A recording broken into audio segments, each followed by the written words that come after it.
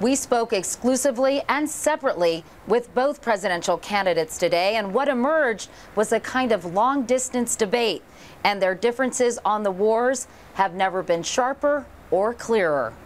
I met with Barack Obama here in Amman. He had just flown in after visiting Iraq and Afghanistan. Meanwhile, I interviewed John McCain by satellite hookup. He was in New Hampshire. And if you have any doubt about where they stand and what they would do, just listen. My job as Commander-in-Chief would be to indicate to them, here's our goal. Here are the missions that we need to carry out. Now you tell me what it is that we need in terms of boots on the ground, in terms of equipment, in terms of other capabilities that are going to be required.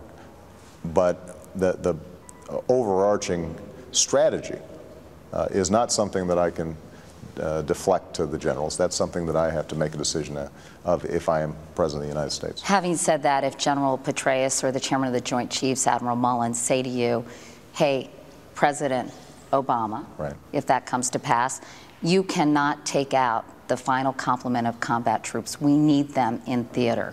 You would say? I will always listen to the commanders on the ground, and I will make an assessment based on the facts at that time.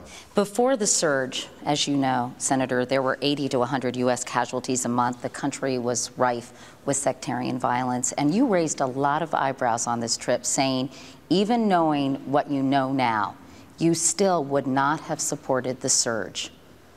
People may be scratching their heads and saying, why? What happens is that if we continue to put $10 to $12 billion a month into Iraq, if we are willing to send as many troops as we can muster continually into Iraq, there's no doubt that that's going to have an impact. But it doesn't meet our long-term strategic goal, which is to make the American people safer over the long term. If that means that we're detracting from our efforts in Afghanistan, where conditions are deteriorating, if it means that we are distracted from going after Osama bin Laden, if we have shifted away from the central front of terrorism as a consequence of enormous and continuing investments in Iraq, then that's a poor strategic choice. But talking microcosmically, did the surge, the addition of 30,000 additional troops, help the situation in Iraq? Katie, there is no doubt that our troops helped to reduce violence. Those additional troops could have gone into Afghanistan. That money also could have been used to shore up a declining economic situation in the United States. That money could have been applied to having a serious energy security plan so that we were reducing our demand on oil, which is helping to fund the insurgents in many countries. Do you think the level of security in Iraq would exist today without the surge? Katie, I have no idea what would have happened had we applied my approach, which was to put more pressure on the Iraqis to arrive at a political reconciliation. So this is all hypotheticals. What I can say is that there is no doubt that our U.S. troops have contributed to a reduction in violence in Iraq. Senator McCain, Senator Obama says while the increased number of U.S. troops contributed to increased security in Iraq, he also credits the Sunni awakening and the Shiite government going after militias and says that there might have been improved security even without the surge. What's your response to that?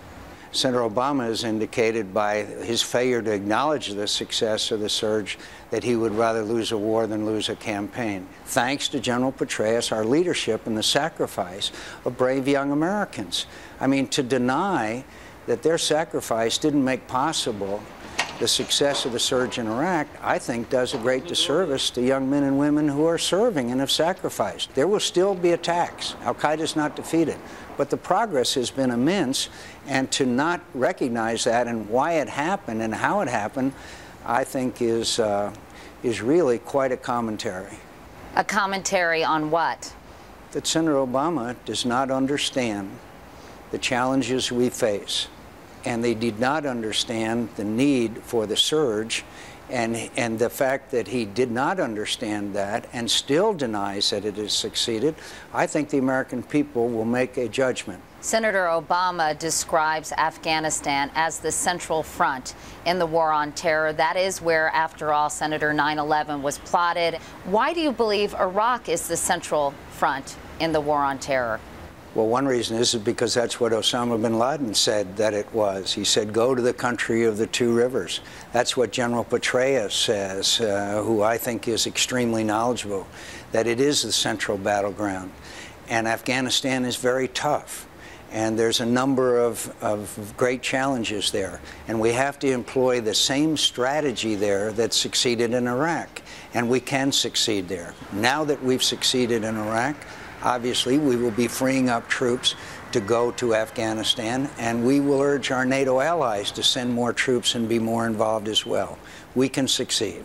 But you see, Senator Obama doesn't understand it's not just troops. It's an overall strategy. It's not just 2 or 3 brigades. It is also increased engagement on the part of our NATO allies. But I guarantee you, if we had failed in Iraq and been defeated in Iraq, our challenges in Afghanistan would have been dramatically complicated and worsened. Senator McCain, you sound very frustrated with Senator Obama's perspective.